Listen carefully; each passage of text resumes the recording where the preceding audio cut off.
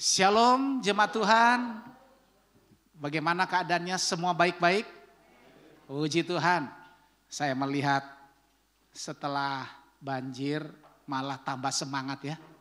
Itu namanya satu kode supaya kita lebih lagi apapun yang terjadi dalam hidup kita. Saya tahu memang karena saya pernah mengalami hal yang sama yang namanya banjir.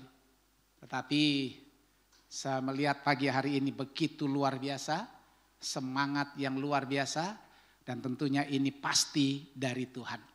Dan mari kita akan belajar tentang firman Tuhan. Saya beri judul pagi hari ini, kemenangan dalam peperangan rohani. Kita akan melihat bahwa kita semua sedang berada di dalam satu jalur. Kita berperang, kata Tuhan, bukan dengan darah dan daging. Tapi kita sedang berperang dengan pemerintah-pemerintah, penguasa-penguasa, penghulu-penghulu udara yang gelap dan roh-roh jahat di udara. Dan inilah yang membuat kita harus sadar bahwa kekuatan yang sedang kita hadapi harus disertai dengan kekuatan yang melimpah. Dan kekuatan yang melimpah yang kita miliki, yang sudah dijanjikan kepada Tuhan untuk orang percaya adalah bila kita memperlengkapi hidup kita dengan perlengkapan, seluruh perlengkapan senjata Allah. Nah Bapak Ibu, judul firman Tuhan ini saya berikan tujuan. Tujuan dari khotbah kita adalah jadikan Tuhan sebagai perisai di dalam peperangan rohani kita. Jadi Tuhan harus jadi perisai. Kenapa? Karena musuh yang kita hadapi adalah roh yang kuat. Dan memang sebentar lagi dia akan dirontokkan. Yesus sudah mengalahkan dia ketika dia ada di atas kayu salib. Dan ketika dia berkata sudah selesai, itulah jalur kemenangan orang percaya. Bapak Ibu, ketika dia bangkit, iblis sama sekali tidak berdaya. Tetapi kenapa sampai sekarang masih banyak orang Kristen kalah? Karena tidak mau menggunakan, tidak mau sepakat dengan Tuhan tentang iman yang dia sudah miliki. Bahwa Tuhan sudah memberikan kita kemenangan. Nah, kata perisai ini ada di dalam Mazmur 18 ayat 31b, di sana dikatakan, dia menjadikan perisai bagi semua orang yang berlindung padanya. Jadi bagaimana supaya Tuhan jadikan perisai? Kita yang harus lari, berlindung kepadanya. Secara rohani kita sedang berada pada medan peperangan. Dan medan peperangan ini disebut dengan medan peperangan rohani. Lawannya adalah saya katakan tadi penghulu-penghulu, pemerintah, penguasa, roh-roh jahat di udara. Mari kita baca itu di dalam Efesus pasal 6 ayat 12. Sama-sama kita akan membacakan. Efesus pasal 6 ayat 12. 2, 3. Karena perjuangan kita bukanlah melawan darah dan daging, tetapi melawan pemerintah-pemerintah, melawan penguasa-penguasa, melawan penghulu-penghulu dunia yang gelap ini, melawan roh-roh jahat di udara. Nah saudara berkata, bagaimana Pak supaya saya bisa menang di dalam peperangan rohani ini? Karena memang lawan kita tidak kelihatan. Tetapi dia punya kuasa yang harusnya kuasanya sudah dipatahkan. Sisa-sisa dari kekuatannya dia inilah yang dia gunakan untuk mengalahkan setiap orang percaya. Supaya apa? Gagal dalam perjalanan iman. Supaya apa? Gagal dalam peperangan rohani. Kita ini sedang mengalami peperangan rohani yang dahsyat di akhir-akhir ini. Bapak Ibu, Mazmur 18 ayat 31 ayat sampai 36. Di sana ada jalan yang Tuhan sudah kasih kepada kita semua. Bagaimana supaya kita tampil sebagai orang-orang yang menang, bahkan lebih dari pemenang. Mazmur 18 ayat 31-36. Kita akan baca bergantian. Saya akan baca ayat yang ganjil. Bapak Ibu Saudara bersama dengan Vena ayat yang genap. Dan pada ayat yang ke-36 kita akan baca bersama-sama. Mazmur 81, saya mulai ayat 31. Mazmur 18 maksud saya ayat 31. Adapun Allah jalannya sempurna, janji Tuhan adalah murni. Dia menjadi perisai bagi semua orang yang berlindung padanya. Sebab siapakah Allah selain dari Tuhan, dan siapakah gunung batu kecuali Allah kita? Allah, dialah yang mengikat pinggangku dengan keperkasaan dan membuat jalanku rata. Yang membuat kakiku seperti kaki rusa dan membuat aku berdiri di bukit. Yang mengajar tanganku berperang sehingga lenganku dapat melenturkan busur tembaga. Kau berikan kepadaku perisai keselamatanmu, tangan kananmu menyokong aku, kemurahanmu membuat aku besar. Amin. Mazmur 18 ayat 31 ini dia berkata apa tadi? Adapun Allah jalannya sempurna. Adapun Allah jalannya sempurna. Janji Tuhan adalah murni. Dia menjadi perisai bagi semua orang yang berlindung padanya. Jadi Tuhan menyiapkan hidupnya dengan kekuatan yang dahsyat, yang bisa mengalahkan. Tadi kita sudah menyanyi dengan baik, mengalahkan musuh-musuhnya. Perhatikan, kalau kita membaca di dalam 1 Korintus 15 ayat 25. Tolong dibaca, 1 Korintus 15 ayat 25.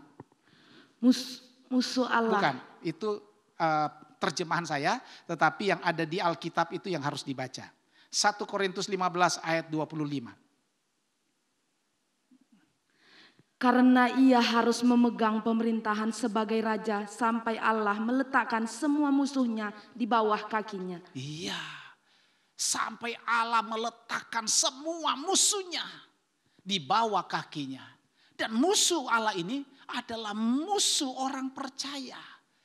Kenapa Efesus pasal 6 ayat 12 tadi sudah dikatakan apa? Bahwa lawan kita itu adalah pemerintah-pemerintah, penguasa-penguasa, penghulu-penghulu jahat di udara dan roh-roh yang ada di udara. Ini adalah lawan kita. Ini adalah musuh kita. Bapak Ibu Saudara sekalian, Tuhan sudah menjamin bahwa dia sudah diletakkan di bawah kaki Yesus. Berarti kita tinggal mempersiapkan bagaimana kita menuntaskan kemenangan ini. Karena kekalahan dari pihak musuh sudah dikerjakan oleh Yesus sendiri. Kita sebagai orang percaya adalah menuntaskan. Bukan pekerjaan Yesus tidak tuntas, bukan. Tetapi lihat sekarang, kenapa kita sering gagal? Karena kita tidak mengerti rahasia ini. Bahwa Tuhan sudah mengalahkan. Kita tinggal melaksanakan tuntas. Bapak Ibu, bila musuhnya menyerang orang percaya, Tuhan siap menjadi perisai. Persoalannya adalah percaya atau tidak. Ini dibutuhkan percaya dan ketaatan. Karena memang untuk taat pada jalan Tuhan tidak semua orang bisa. Padahal di Alkitab katakan bahwa adapun Allah jalannya sempurna. Apapun yang dituntun, apapun yang diminta, Tuhan adalah Allah yang bertanggung jawab. Kalau dia menuntun kita ke jalan peperangan rohani, itu artinya dia ada di sana.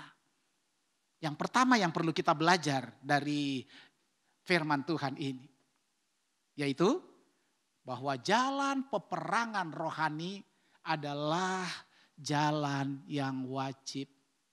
Orang Kristen yang mau menang lebih dari pemenang tidak boleh menghindar jalan peperangan ini. Tidak ada kemenangan tanpa jalan ini. Bapak Ibu, dijamin oleh Tuhan bahwa kita tidak usah takut untuk masuk di dalam perjalanan peperangan yang sudah disiapkan. Karena hanya itu lewatnya, hanya itu jalannya. Tuhan sudah berkata apa tadi? Bahwa jalannya sempurna. Lewat jalan itu, maka kita akan masuk pada yang namanya kemenangan lebih dari orang-orang yang menang. Kenapa? Karena yang pertama Mazmur 18 ayat 35 dibacakan. Mazmur 18 ayat 35. Yang mengajar tanganku berperang sehingga lenganku dapat melenturkan busur tembaga. Iya, karena Tuhan yang mengajar kita untuk berperang. Makanya kita tidak perlu takut. Saudara, kalau saudara kepengen jadi pemain piano, organ yang baik, saudara dapat guru ecek-ecek. Waduh, kapan jadinya? Tapi kalau itu adalah guru juara dunia, dia ngajarin kita, waduh mesti cepat jadinya. Dan kita percaya mahal bayarnya, tidak ada masalah, yang penting hasilnya. Dan di sini Tuhan berkata bahwa Tuhan yang mengajar kita untuk berperang. Mazmur 18 ayat 35 tadi sudah jelas. Tuhan berkata, yang mengajar tanganku berperang sehingga lenganku dapat melenturkan busur tembaga. Karena tidak main-main. Ini adalah pekerjaan besar.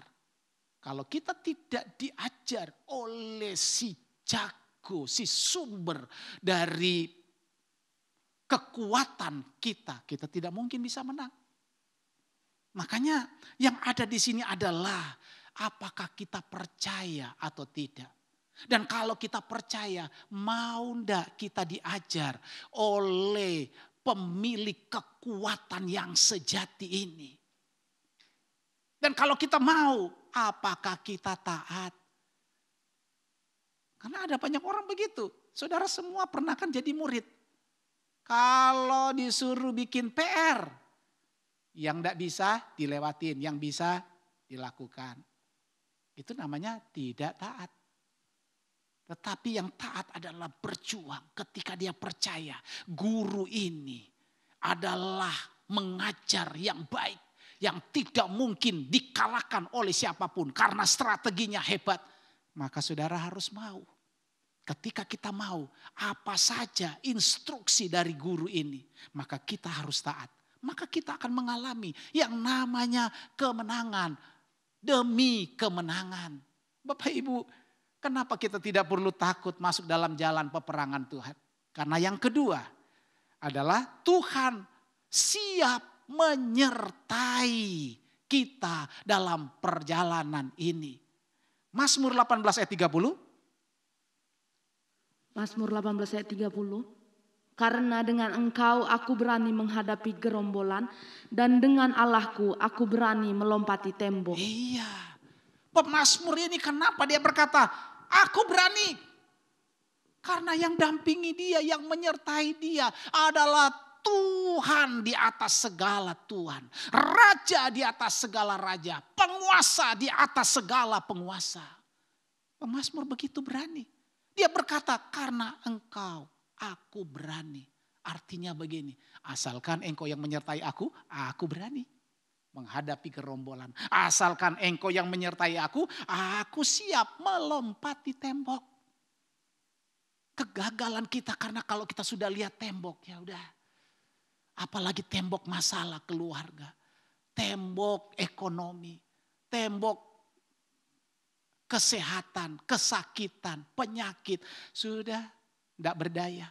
Padahal Tuhan berkata bahwa pemazmur ini dia siap. Dia berani menghadapi gerombolan. Dia berani melompati tembok. Asalkan disertai Tuhan. Roma pasal 8 ayat 31b dibacakan. Jika Allah di pihak kita, siapakah yang akan melawan kita? Iya, jika Allah di pihak kita, siapa yang jadi lawan kita? Saudara bisa membayangkan kalau seorang petinju di kelas terbang, juara dunia, tiba-tiba dia menghadapi juara dunia kelas berat. Berani? Mungkin berani dia melawan, tapi banyak kalahnya, langsung KO. Kelas terbang itu kan kecil. Lawan dengan kelas berat. Kita punya Tuhan yang menyertai kita ini, pemilik surga, bumi, dan bawah bumi. Kalau dia menyertai kita, pasti kemenangan akan terjadi. Tadi saya katakan asalkan satu, percaya. 2, mau. 3, taat. Kalau kita tidak mau melakukan itu, walaupun yang menyertai kita besar, tapi kita tidak taat. Lihat perjalanan orang Israel. Berkali-kali mereka kalah. Raja-raja Israel ketika mereka berperang menyertakan Tuhan, selalu kemenangan ada di pihak mereka. Ketika mereka menyeleweng langsung kalah. Ini sebenarnya pengalaman iman orang percaya sekarang. Kalau sudah menang, udah lupa Tuhan. Sehingga apa? Penyertaan Tuhan tidak selalu konsisten. Tidak selalu tetap berjalan dalam hidupnya. Kenapa? Karena tidak mau menyertakan Tuhan. Kalau lagi susah, waduh, dia cari Tuhan minta ampun. Tapi coba kalau sudah senang-senang, lewat lagi. Nanti sudah kalah, datang lagi sama Tuhan. Padahal Tuhan menjanjikan kemenangan kita lebih dari pemenang. Jadi kalau ada yang menang, kita adalah di atas kemenangan. Bapak Ibu, yang ketiga, Mazmur 18 ayat 31. Kenapa kita tidak perlu takut menghadapi peperangan iman, peperangan rohani ini? Mazmur 18 ayat 31. Adapun Allah jalannya sempurna, janji Tuhan adalah murni. Dia menjadi perisai bagi semua orang yang berlindung padanya. Iya. Yang diinginkan Tuhan cuma satu. Mau berlindung kepadanya. Kalau kita sudah begitu berlindung padanya, Tuhan tidak segan-segan menjadi perisai. Jadi perisai, jadi tameng. Serangan-serangan musuh yang begitu gencar, saya pastikan tidak akan mempan. Kenapa? Karena Tuhan kita besar. Tuhan kita penguasa langit, bumi dan segala isinya. Dia penguasa tunggal. Tidak ada yang bisa mengalahkan dia. Kalau kita sudah tahu rahasia ini, kenapa kita harus mencari yang lain? Kenapa kita meminta perlindungan kepada yang lain? Bahkan ada manusia berkata, orang-orang tertentu, saya berpihak kepada dia karena dia punya kekuatan. Tuhan berkata, terkutuklah orang yang meminta pertolongan kepada orang lain, yang mengandalkan manusia. Perhatikan Keluaran 14 ayat 14. Apa kata Tuhan? Tuhan akan berperang untuk kamu dan kamu akan diam saja. Kalau Tuhan menyertai kita, perjalanan kita asalkan konsisten, diam, tetap mengandalkan Tuhan. Alkitab katakan Keluaran 14 ayat 14. Tuhan akan berperang untuk kamu. Dan kamu diam saja. Banyak kali di dalam Alkitab kita mendengar, melihat dan membaca bahwa Tuhan bisa melakukan apa saja asalkan umatnya datang berlindung kepadanya. Satu waktu orang Israel pernah berperang melawan musuhnya. Mereka lagi kejar, Tuhan sudah bunuh musuhnya di sana. Kenapa? Batu-batu dari gunung dilemparkan. Lebih banyak yang mati karena kena batu daripada yang dikejar orang Israel. Seharusnya ini menjadi pengalaman, jadi pembelajaran bahwa Tuhan akan gantikan peperangan kita asalkan kita mau masuk di dalam peperangan yang sudah ditetapkan Tuhan. Jalan ini kata Tuhan, jalan yang penuh dengan kekuatan Tuhan. Kalau kita lewat jalan yang lain, ya sudah. Sekali lagi saya katakan, ini syaratnya adalah percaya, taat, dan mau berlindung kepadanya. Yang penting di sini adalah kita harus mau masuk di jalan peperangan yang disiapkan Tuhan. Orang berkata, gimana Pak? Kita akan cari damai. Tapi untuk yang peperangan rohani tidak ada pilihan. Untuk peperangan rohani bagi orang percaya tidak ada pilihan. Itu harus dilaksanakan. Akibatnya kalau kita tidak mau masuk dalam peperangan rohani, walaupun engkau orang Kristen yang baik, walaupun engkau orang Kristen yang beriman, tapi tidak mau masuk dalam peperangan rohani ini, maka akibatnya akan menjadi seperti Daud. Daud mengalami kekalahan rohani. Kenapa? Karena tidak mau masuk. Yoab dia suruh pergi berperang. Dia santai-santai di rumah. Ketika dia lagi jalan-jalan di atas suatu rumah, Alkitab katakan di dalam 1 Samuel pasal 11. Dia lihat di bawah itu ada orang mandi. Langsung dia bilang, waduh, sopo kui? Orang bilang itu Berseba, istri dari Uria. Coba panggil. Panggil. Apa yang terjadi? Panggil, hamil. Saudara tahu, untuk menutupi siasat ini, orang yang kalah rohani, orang yang sudah terjerumus di dalam rohani yang berat, itu tidak terasa kalau berbuat dosa. Apa yang dia lakukan? Panggil Uria, suaminya, suruh pulang ke rumah. Untuk apa? Dia masuk buat jebakan, supaya seolah-olah bukan dia yang menghamilkan. Banyak orang Kristen yang seperti ini. Melakukan hal-hal yang keji. Kenapa? Karena tidak mau masuk di dalam jalan peperangan rohani ini. Menghindar. Makanya jadilah hal yang demikian. Uria dimasukkan di dalam peperangan. Dan disuruh ditempatkan di tempat yang paling kuat musuhnya. Cerita yang terakhir adalah Uria mati. Ketika Uria mati, Berseba diambil jadi istrinya. Tuhan punya banyak cara untuk mendapatkan Berseba, tapi bukan dengan cara yang keji. Dengar baik Bapak Ibu Saudara sekalian. Tuhan banyak memiliki cara untuk membuat kita berhasil, tapi tidak dengan cara-cara yang keji. Sekali lagi saya mau katakan saudara.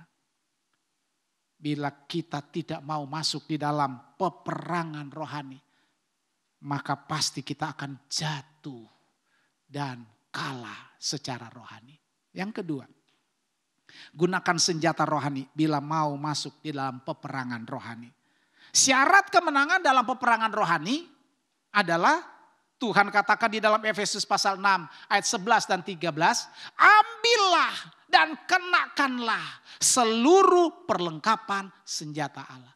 Karena ini alat paling canggih yang Tuhan siapkan untuk orang percaya. Supaya apa? Dapat bertahan terhadap serangan musuh, bahkan kita dapat menyerang balik musuh yang ada di depan kita. Yang pertama, Efesus pasal 6 ayat 11. Ini adalah strategi Tuhan berikan kepada orang percaya bagaimana kita dapat bertahan untuk menghadapi musuh kita yang berat ini. Efesus 6 ayat 11. Kenakanlah seluruh perlengkapan senjata Allah supaya kamu dapat bertahan melawan tipu muslihat iblis. Ini yang paling banyak kali orang Kristen jatuh. Karena apa? Karena iblis itu adalah roh. Ketika dia menipu kita itu begitu halus. Antara benar dengan tidak benar itu tipis banget. Antara berkat dan bukan berkatnya Tuhan itu tipis banget. Makanya kita perlu kata Tuhan untuk bertahan dari serangan musuh iblis. Maka kita perlu seluruh perlengkapan senjata Allah. Efesus pasal 6 ayat 14 sampai 17. Di mana seluruh perlengkapan senjata Allah itu sudah saya tulis di LCD dan saudara lihat sendiri. Apa itu? Yang pertama ikat pinggang. Kedua baju sirah. Yang ketiga kasut. Yang keempat perisai. Yang kelima ketopong. Yang keenam pedang. Nah Tuhan sudah menjelaskan sendiri. Apa itu senjata Allah? Ikat pinggang itu bicara tentang kebenaran. Baju sirah itu bicara keadilan. Kasut bicara tentang Injil. Perisai itu adalah iman. Ketopong itu adalah keselamatan. Pedang itulah firman Tuhan. Diperlengkapi. Yang pertama supaya kita kuat bertahan terhadap serangan iblis. Maka dibutuhkan ikat pinggang. Apa itu? Kita butuh kebenaran.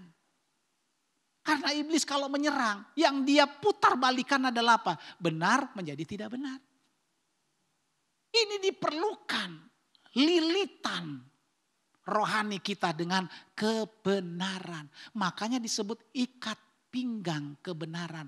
Harus diikatkan, dililitkan. Kalau kehidupan kita penuh dan full kebenaran, tidak akan pernah mungkin yang tidak benar bisa mendekati kita. Bagaimana kita bisa bertahan dalam peperangan roh ini? Karena iblis selalu menyerang persoalan benar atau tidak benar. Dalam soal kehidupan sehari-hari. Ini benar apa tidak ya? Kalau saudara punya kebenaran Tuhan, saudara dapat mempertimbangkan apa yang iblis tawarkan. Tidak, saya punya kebenaran sejati. Cara hidup seperti begini tidak benar, saya harus putuskan. Diberikan kepada kita baju sirah. Kenapa? Ini ditutupkan di dada baju sirah. Baju yang terbuat dari besi. Jadi kalau ada panah datang, tidak apa-apa, meleset. Jadi saudara bisa membayangkan Tuhan mempersiapkan senjata Allah. Tuhan katakan untuk mau bertahan, ambil seluruh perlengkapan senjata Allah. Kebenaran, keadilan. Apakah adil kita itu benar menurut Allah? Dan apakah adil kita itu benar menurut manusia? Itu tergantung daripada hati kita yang percaya kepada Tuhan. Kalau hati kita itu ada Tuhan, ada Roh Kudus, tentunya keadilan yang kita gunakan adalah keadilan yang dari Tuhan untuk manusia. Manusia merasakan adil itu benar. Orang yang terdekat saudara merasa memang orang satu ini adalah orang Kristen yang sejati. Dia melakukan keadilan. Orang yang merasakan kita melakukan keadilan itu ada damai sejahtera. Iblis melihat perbuatan-perbuatan adil kita, dia tidak tahan. Diserang keadilan kita. Bagaimana kita berbuat adil? Tetap baju sirah kita begitu kuat. Kenapa? Hati kita terlindung.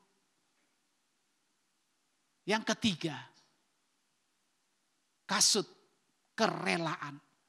Apakah kita membawa, menjejakkan kaki kita di atas Injil? Karena Injil itu adalah Kristus.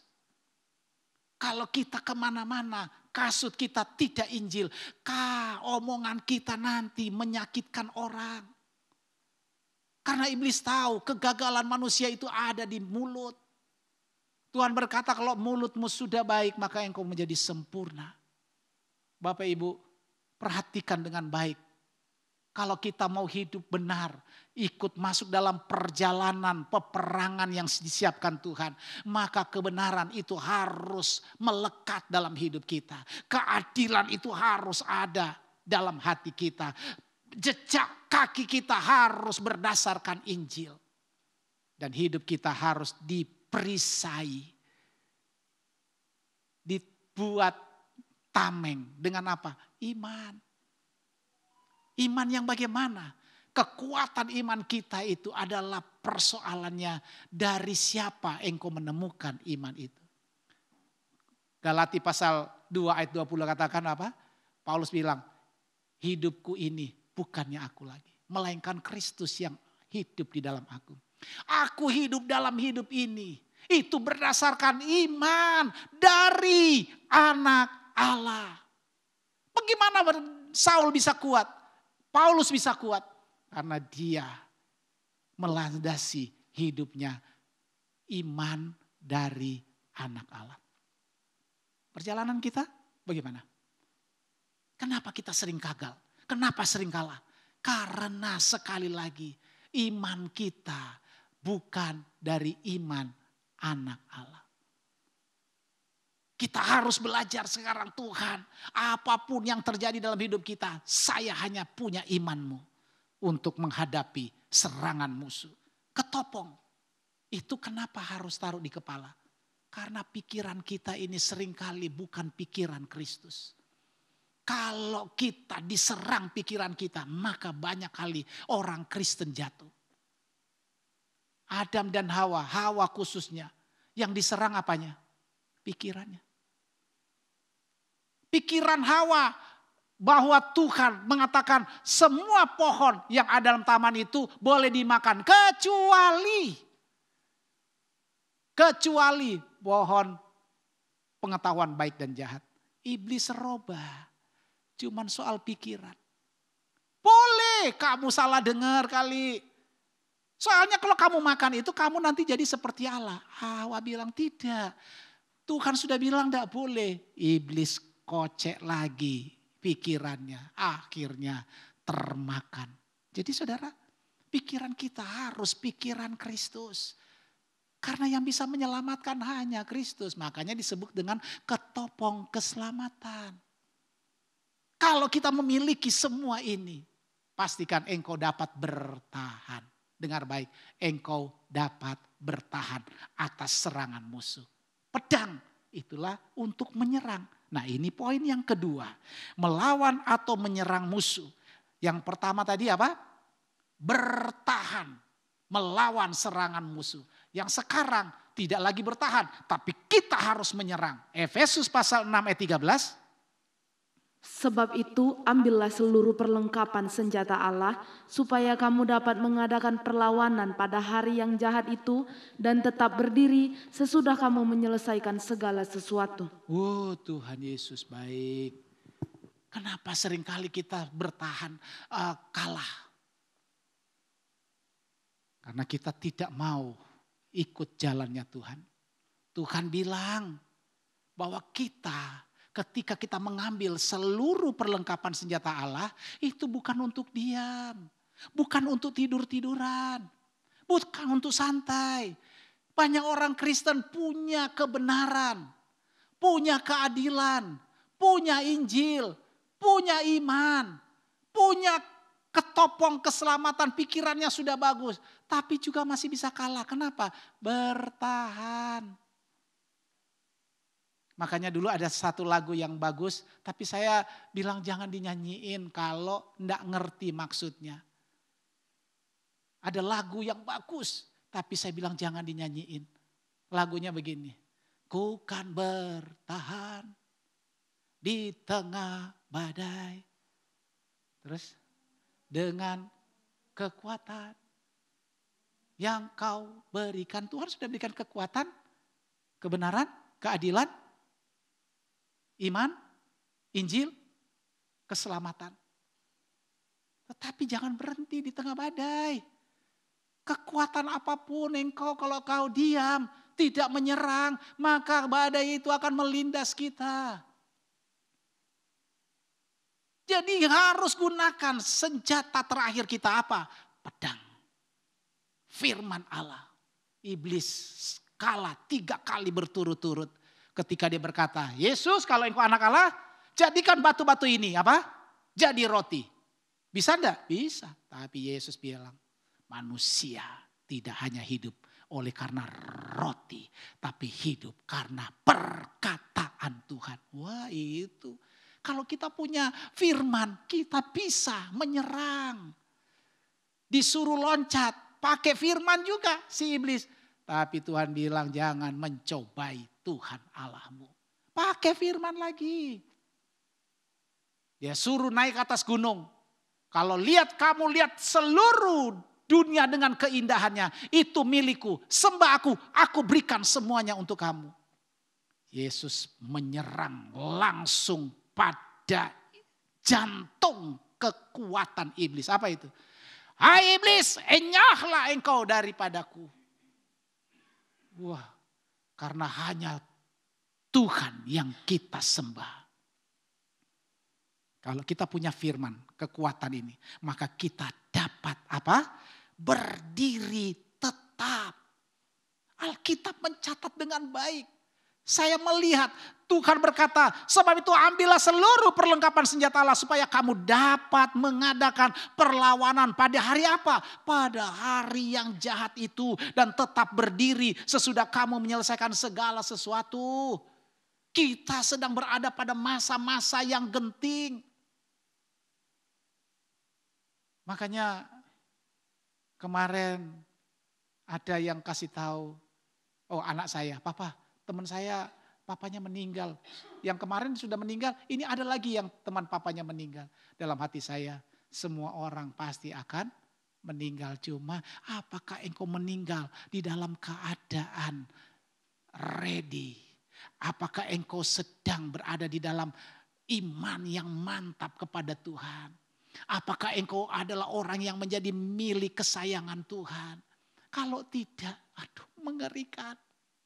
Bapak ibu saudara sekalian, makanya sekarang ini di hari-hari yang jahat ini banyak orang mati. Tadi pagi baru dapat kabar lagi, teman baik kakak ipar saya.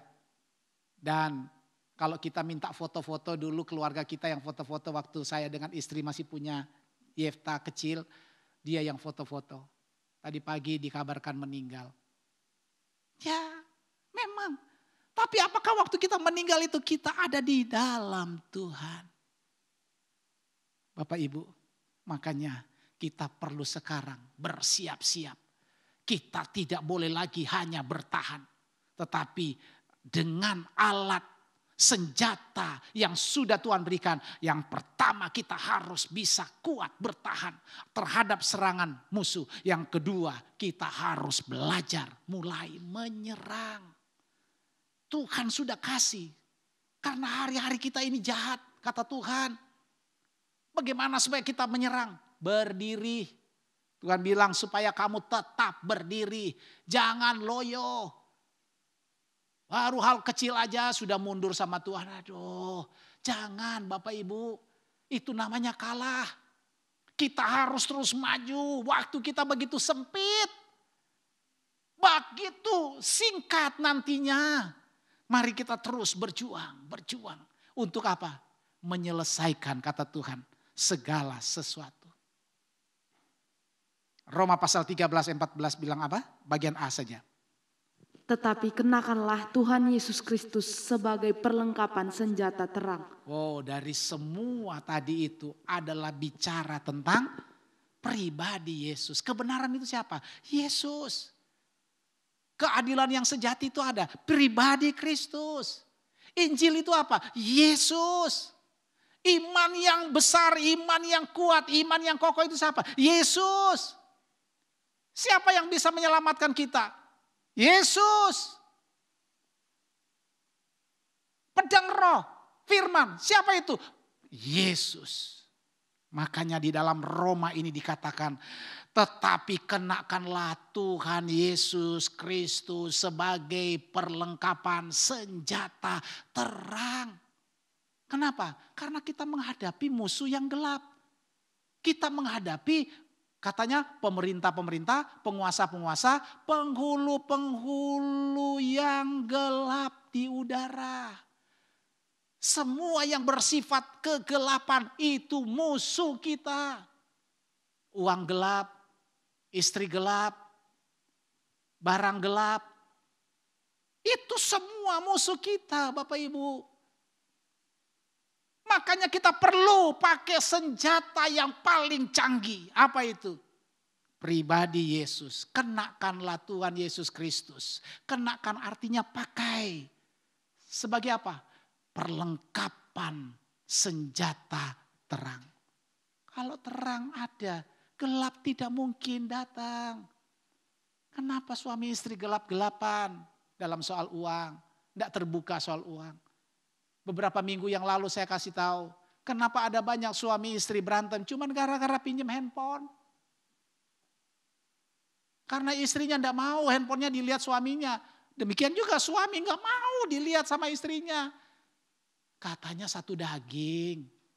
Tapi heran. Untuk yang ini bisa jadi berantem cuman gara-gara itu. Ada orang sudah mau menikah. Cuman gara-gara Calonnya lihat handphonenya, malamnya dikasih surat keputusan. Surat keputusan nomor sekian, tanggal sekian, hari ini kita pisah. Kenapa? Cuman gara-gara lihat handphone. Kalau enggak ada apa-apanya ngapain? Ini persoalannya gelap. Tuhan mengajarkan kita, kenakanlah pribadi Yesus Kristus sebagai perlengkapan senjata terang. Maka hidup kita akan terang. Semua kita akan terang. Dimanapun orang lihat, memang ini orangnya Kristus. Yang terakhir, kemenangan hanya didapat melalui peperangan. Kenapa? Karena peperangan yang diarahkan oleh Tuhan adalah untuk mendapatkan kemenangan yang sejati. Asalkan 1 Samuel 18 ayat 14 dikatakan Daud berhasil di segala perjalanannya sebab Tuhan menyertai dia. Orang-orang yang disertai Tuhan, jaminannya apa? Mazmur 18 ayat 44. Mazmur 18 ayat 44. LCD-nya. Mazmur 18:44. Engkau meluputkan aku dari perbantahan rakyat, engkau mengangkat aku menjadi kepala atas bangsa-bangsa, bangsa yang tidak kukenal menjadi hambaku. Iya, kalau kita mau masuk dalam jalannya Allah, maka kita pasti akan berhasil. Menjadi apa? Menjadi raja, menjadi kepala terhadap bangsa-bangsa. Ini jaminan Tuhan. Bahwa kita nanti besok akan diprospek Tuhan menjadi raja-raja. Asalkan kita masuk di dalam peperangan jalan Tuhan. Kalau tidak, saudara tidak akan pernah bertemu dengan janji Tuhan ini. Janji Tuhan dan jaminan Tuhan ini dalam Wahyu 22 ayat 5. Wahyu 22 ayat 5. Dan malam tidak akan ada lagi di sana, dan mereka tidak memerlukan cahaya lampu dan cahaya matahari, sebab Tuhan Allah akan menerangi mereka, dan mereka akan memerintah sebagai raja sampai selama-lamanya. Iya, ini yang saya katakan tadi. Allah yang mempersiapkan jalannya, dan jalan Allah itu sempurna. Orang yang menang di dalam peperangan iman bukan hanya mendapatkan hidup yang kekal, tapi dijamin Tuhan untuk menjadi raja. Apa itu? Mereka akan memerintah sebagai raja sampai selama-lamanya. Itulah jaminan kita Bapak Ibu. Jangan sampai gagal ya. Kita harus terus berjuang. Intinya dalam peperangan rohani, kita harus menggunakan, mengenakan, memperlengkapi senjata Allah. Yang pertama itu apa? Kebenaran. Yang kedua, keadilan. Yang ketiga, Injil Kristus. Yang keempat, iman. Yang kelima, keselamatan. Yang keenam, firman. Pedang roh. Maka semua disimpulkan. Di dalam Roma tadi berkata apa? Bahwa Roma 13:14, tetapi kenakanlah Tuhan Yesus Kristus sebagai perlengkapan senjata terang kita. Lekatkan Yesus, bersekutulah dengan Yesus, maka kita akan mengalami kemenangan-kemenangan sejati. Amin.